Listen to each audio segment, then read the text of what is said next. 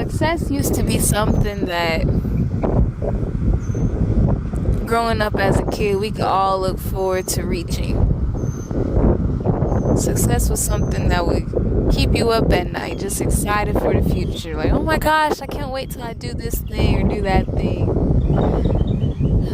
But now I feel like I believe success has just become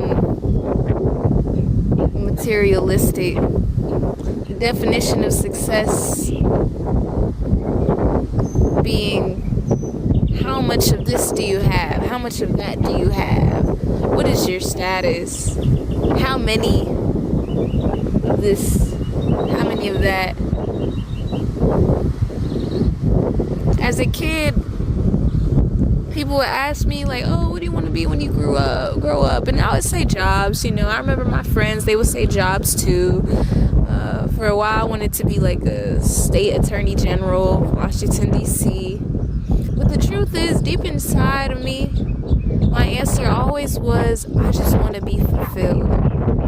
I just want to wake up and look at my life and be like, yeah, this is that.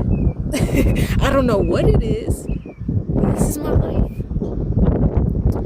So you can imagine how difficult it was for me growing up and getting older and people asking me these serious questions of like, what school are you going to go to? What job do you want? What's your degree going to be? Girl, I don't know. I don't know. Oh man. So I went to college. I didn't really know my path, but I knew that if everyone's pressing for me to go to school, let me go to school. If it's this important, like everyone is saying, let me go there. So I went. And then I left after 2 years. I am a college dropout. The world labels me as a failure. I don't have like that stable of a job. I'm helping my mom's business, you feel me? I don't have a car. This isn't my car. I don't have a lot of things. And yet my heart feels fulfilled. How does that work? I don't work my butt off day and night, and yet I rest and my heart is fulfilled. How does that work? This world is so weird. Everyone just wants to work, force you onto this path, man. But it's not for me. So I knew that, if I want to live my life like this, I need some sort of guidance. And that's my whole testimony, but on that path of finding God, I started to also find my love for basketball. Growing up, I was a kid. Growing up, I was on the basketball team when I was little. I don't really remember much of it at all. I just remember my dad was the coach. And I was the only girl on this team. And I remember that because one day we posed for a picture. And I remember just looking around and there's so many sweaty boys around me. And I was like, why are there so many boys? And then we take the picture and that's it. I don't even think I had playtime. I was the only girl, it was just like, oh, she's just here. I don't remember though. Maybe I did. I'll text my dad, but for some reason, basketball has always stuck with me and I never even knew. Crazy. When I was in middle school, I joined the basketball team. But our team, we never were registered. I don't know what it was, but we only had like 3 practices after school. And we would go over like little stuff. I don't remember none of it. We would be in the gym practicing for a little bit. And then all of a sudden it just stopped. Okay, so I played volleyball, cool. Then I got into marching band. When I was in high school, I would get, like, me and my mom, bruh, we would get into it. We would get into it bad. And so I would just drive around. When I had a car, I would drive around. And I found a basketball hoop, just chilling. And I would go there and shoot hoops a little bit, Didn't think much of it. Then I go to college. And I was going through a lot in school, man. First of all, I was failing my classes. Like, school just wasn't it for me.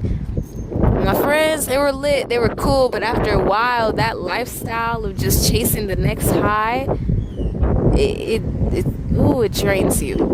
So I spent a lot of time alone, and I would leave campus at like 2 a.m., 1 a.m. I'd be up there to like 4 a.m. just playing basketball, shooting hoops. Whenever people had me messed up, bro, cause I knew I wasn't gonna fight nobody, so I'd just go down to the basketball court, shoot hoops. After I dropped out of college, I went on my first leap of faith, went to Costa Rica on my own, man. I met some real cool people, and they had a basketball team, and I practiced with them, playing in the hot sun. That was fun. It was sweaty, but that was really fun. Came back home, man, and I have no structure. I'm like, well, what next? I'm out of money. Spent all my scholarship money on this plane ticket to and from.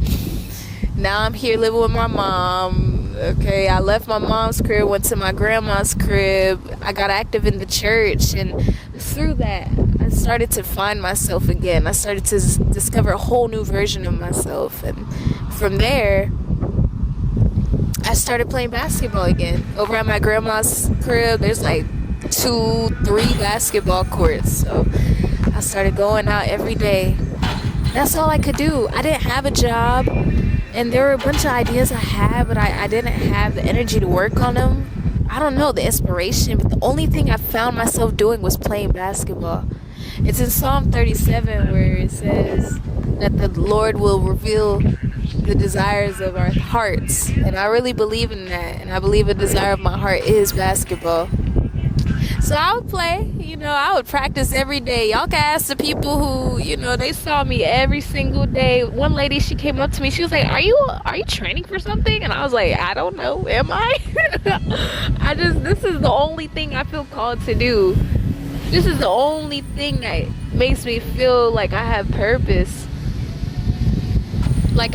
That my life that is so broken, no structure, no path in sight, that somehow, some way, this basketball right here is gonna get me somewhere. Anywho, fast forward, and